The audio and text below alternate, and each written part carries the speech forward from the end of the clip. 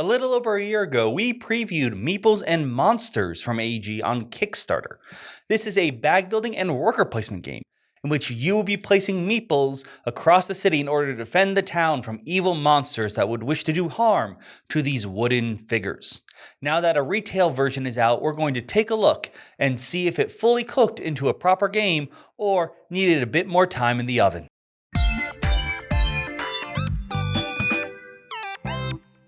This is your player board, and at the start of the game, you will only have the basic white peasant meeple, as well as these corruption meeple. They're a waste of space. They're just there to clog up your bag.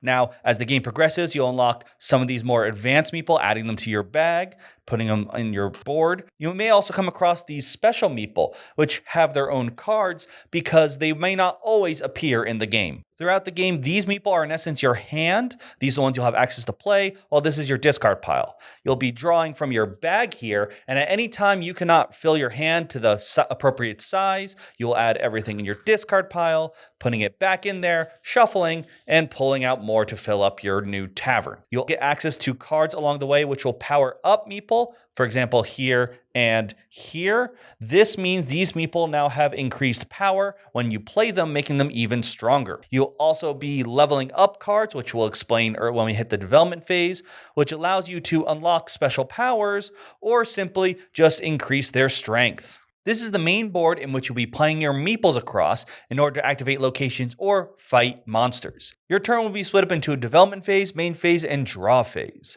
The development phase is the first thing you're going to interact with, but that only involves the center of the board right here. You have the option to A, put some of the basic white peasant meeple to build buildings, or to place one of the 4 basic meeples here in order to level them up. The building action space will allow you to place either 2 white meeple or 1. The difference being if you place 1, you're adding another white meeple into your bag, watering down what you could possibly pull out. You'll choose one of the 4 buildings on the side here, taking it and adding it to one of these empty spaces, gaining the bonus that you cover.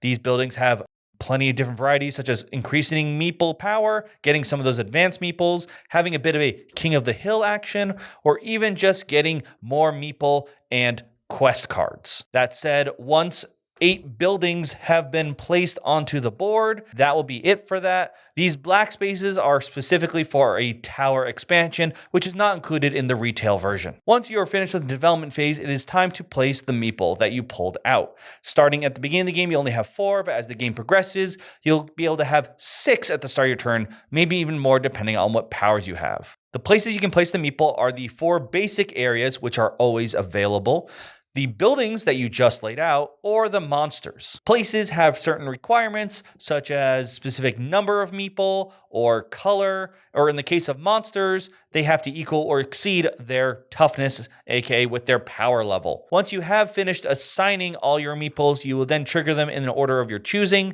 Locations, including the center area and the buildings, are pretty much do what they say. The monsters, if you are able to meet their power level, you will defeat them and add them and gain victory points. Keep in mind, by the way, if you go to a location where there is 2 or more monsters, such as the red district here, and you aren't fighting any of them, you are going to gain some extra peasants in your bag, once again, watering it down. Now, when you defeat a monster, you're going to put it in your victory pile, but there are some monsters, such as the termite here, which may gain you a meeple, or like this necromancer here, which gives you a permanent buff to that kind of meeple. So keep that in mind when gaining it. It's not just victory points you have to keep an eye out for, but bonus rewards as well. While doing all this, you'll be keeping track to see if you completed any quest cards. Now, this deck of quest cards you'll be drawing throughout the game. They have a variety of different objectives. For example, at the end of the game, if you have the most of a certain kind of monster in your victory pile, you will gain points. Some of them will trigger as soon as you do it. So in this case, if you defeat a monster with 3 red meeple, you get these points. And some of them, like this one, will actually give you a bonus when revealed. So if you complete this, all your yellow meeple now are stronger.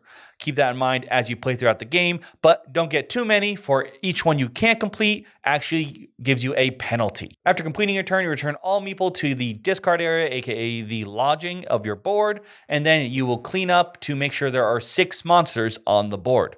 Now, when you draw a monster, it goes into a specific sector of the board, so that would go over there, but If you draw this card, the Dark Council arrives, what happens is you will add a corruption to your lodging, so you're going to have more corruption, but you'll start drawing more cards at the start of each turn. Once 3 of those Dark Council cards are revealed, that triggers endgame. You're going to play out and finish so everyone had an equal number of turns. Once it hits the first player of the game, you're then going to have 2 more turns in order to get some extra victory points. That's also when we're able to interact with the Dark Council board. The Dark Council has your big bads on here, and this is where you're going to get quite a bit of your majority of your points. On your turn, in those last 2 turns, you can fight the Dark Council with the following restrictions. You cannot fight one you've already previously fought, so you can't just beat up on the same guy. In addition, instead of like the other monsters, which would go to your victory pile, these stay here so other people have the chance to fight them. You can keep track of which ones you fought by placing a token on it once you beat it. They each have printed restrictions on there. They'll give you more points if you follow them. For example, this one gives more points if no blue are assigned to it, but there are also some that are randomly distributed at the start of the game, giving you more points if you're able to complete those as well. Once you have completed those final 2 turns, gaining more victory points, you're then going to tally up any quest cards you have remaining. And keep in mind, this will be mostly the ones that only trigger at end of game. And you'll also lose points for any quests you weren't able to complete throughout the game. Whoever has the most points wins. Before we continue on and iterate again, what you're seeing here is the retail version of the game. The Kickstarter version came with the expansion, which I showed had slots on the board for. I believe you can buy that expansion on AEG's website, and some prettier Meeple. But overall, you're still going to get this game, so if you're confused about some of the images, you can make sure whether you're looking at a Kickstarter version or the retail one. This is a bag builder, and that is a mechanic that I really enjoy. In essence, it is the almost twin of the deck builder. Deck builder being in essence a bag builder, but with cards, this being using Meeple. The theme as well is something I find adorably cute. Since you are playing around with Meeple in this little town and village, everything makes sense for wooden creatures. The cleric, as we all know, is the one who has to do all the healing. Instead of having a magic wand, is carrying around glue, because wood glue is the best way to put 2 pieces of wood back together. The enemies, at the same time, are all very thematically something you'd be very scared of if you're made of wood. I'm sure Pinocchio would be terrified of some of these creatures, such as a creature with a saw, something that lights things on fire, or just termites. Now, in most deck building games, you get stronger because you buy a stronger card. What I think is very clever here is you're not buying stronger Meeple per se, but rather you are making the Meeple you have stronger.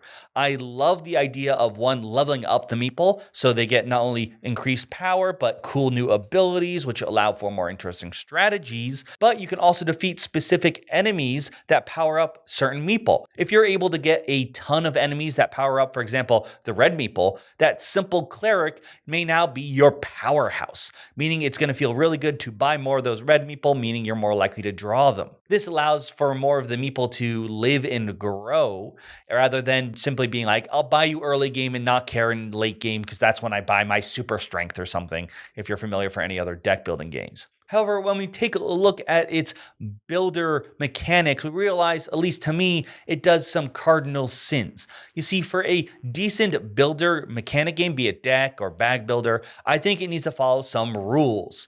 First off, it needs to have a way for you to grow stronger. I think it did that perfectly here. If not, it could have gone even farther. The second thing is a way for you to thin your deck or bag. So in a deck builder, a lot of cards that either remove your cards firmly from play, allowing your deck, or in this case your bag, become much more efficient. In this game, there is no way to actually lower the count of your bag. Almost every action I can think of, maybe there's one I'm missing, when it removed a Meeple, it at least added one. And that's not, of course, when you might be adding extra Meeple from the early building phase, or when you go to a space and there's 2 monsters. Your bag's going to get bigger and bigger, which means even if you are able to level up the warrior and do some cool combo involves if you can stack warriors, you just might not draw them all. It's even worse when it comes up to the corruption. At least the peasants do even get their own ways to get upgraded and powerful, which I think is really good for a basic unit. The corruption, you slowly get more. And by the end of the game, you're going to have 5, I think it's 5 corruption. I may be miscounting the 6. Regardless, I have seen someone draw a almost full corruption hand in the final 2 turns, which feels pretty bad. And yes, there are ways for you to try to get around it, mostly with the cleric. But even then, it still feels like it's not accelerating you. It's more like maybe putting you on point. Because of this, if you don't get a lot of the powerful upgrades to upgrade your characters, you're not going to feel that great. And most of them don't even come up till the midway through the monster deck. So I tend to notice things to be a little slower in the first half of the game because no one just has the power to defeat anything. It really feels like you never feel like you have that masterful bag. So even though I enjoy a lot of the power curve in this game, I feel those things do hold back a lot on the building aspects. The worker placement pretty much are going to be hurt a little bit by that too. If there is a space for that increases power by placing a red clerk there, but you never draw a red clerk at the right time that you get your other powerful units, it's sort of a moot point. The big thing that I really want to mention that annoys me is the development phase. It's in the center of the board, and that confuses a lot of people because you're technically supposed to put your meeple there and then clear off the board before you place on the other parts of the board. Most people would want to place all at once, but technically it matters because the way drawing and stuff works, you have to do all that first. And most of it, while the leveling is important, I feel like half of it is for the building phase, which after 8 buildings are built, it's worthless. It should have just been like a draft at the beginning, like, all right, everyone pick a building from the 8, or we slowly draft around. There shouldn't have been this whole phase that could go through because everyone's going to build it anyways because it had the bonuses. Why not just have the 8 buildings picked at the beginning? It just added more play time to it, which could have been cut down so easily, and I still think had the same effect. Looking back at the preview version, I'm actually surprised to see how similar they are. I remember when we first got that one thinking like, this feels already like a game. You know, the pieces feel pretty good. The art and there were some cards in the quest that didn't have full art or something, but compared to some other previews, it felt a bit more solid. Looking at this, I don't think much has changed.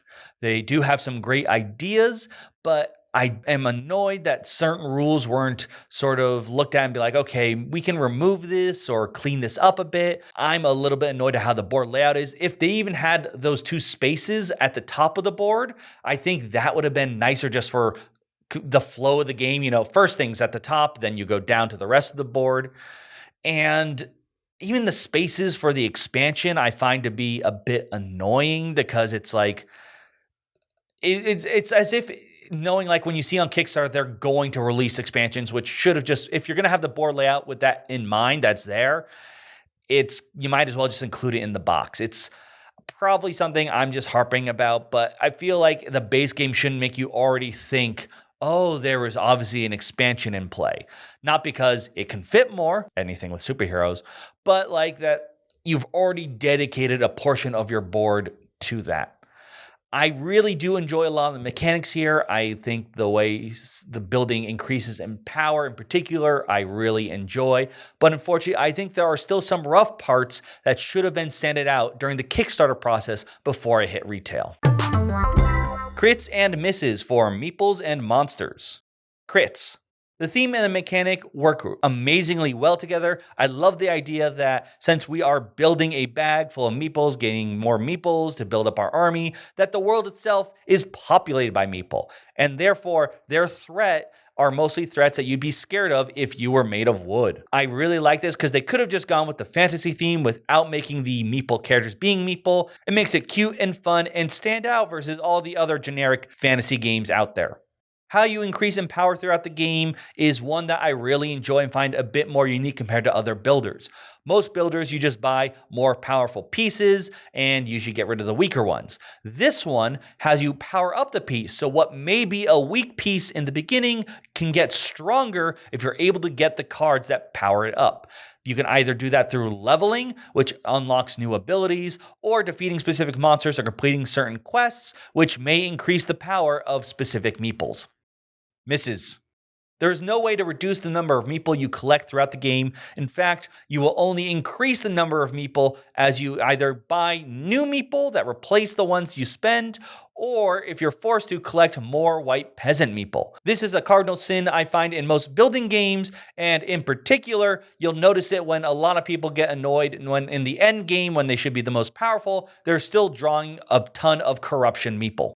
I find the development phase extra and absolutely pointless. It confused people. I think how it's added to the board is poor design, and I think most of it could be replaced with an early drafting at the beginning or with leveling happening at the same time that you're placing other Meeple. It just complicated the game in a way that in no way that I found added to it. I am biased against builders. I usually tend to enjoy them, even if it's just another deck builder. And I really did enjoy the aspect of pulling Meeple out very, like pulling pieces and messing with them and powering them up. I really enjoyed. That said, it's just really annoying when you get those weaker turns. Now, there are some other builders that have done the same things here in a way that either don't have destruction or in this case, power up what you already have. But I feel like they understood how to get around it so you don't have nearly as bad of those turns. For example, powering up your pieces and not really increasing your quote-unquote deck. Mystic Veil, also from AEG, does that. You slide cards in, making your cards stronger the next time you play them. And in terms of games that don't have destruction that are builders, they get around that by having technically infinite draw. The two examples would be for bag building Quacks of Quedlinburg and for deck building Valiant Wars. These are more push your luck. So buying chaff, so to speak, so in the example of Valiant Wars, just basic soldiers, is actually a good move because what you're doing is not watering down your deck per se, but increasing the odds that you don't hit the negative cards.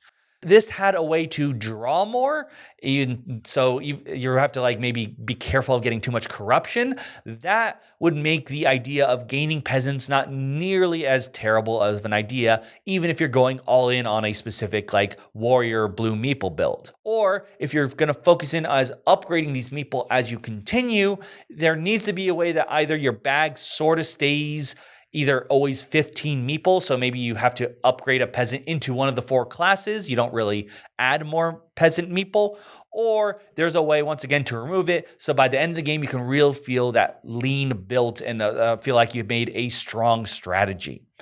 I really wish this game, honestly, like I said, moving the development phase up or just removing it and just having drafting of buildings, I feel like it could have just took a little bit of tweaking to be a really fun, but because of these rough spots, they're just hard speed bumps that stop me while playing the game and make it last longer than it probably needs to be. And I feel really bad about that, but unfortunately, I just don't feel that this game ever changed much from the years ago I played it as a preview. Now, you can let me know if you've backed this game or if you picked it up retail. Maybe something in the Kickstarter that I don't know about fixes these issues I have, or if you think if you play any kind of builder, you should expect that you can draw a bad hand. And while that's true, I just feel it was a bit too high here, but I'd love to hear your thoughts on that in the comments down below. How does this compare to other builders? Are there builders like the ones I mentioned before that get around the idea of removing and thinning your deck, but making it so you still feel like you are building a strategy and becoming more powerful? I would love to hear from all of you. Thank you so much for watching. If you think someone may be interested in this, I'd really appreciate it if you share it with them. And of course, don't forget to like and subscribe. Until then, I'm Will Keeler, and this has been Roll for Crit.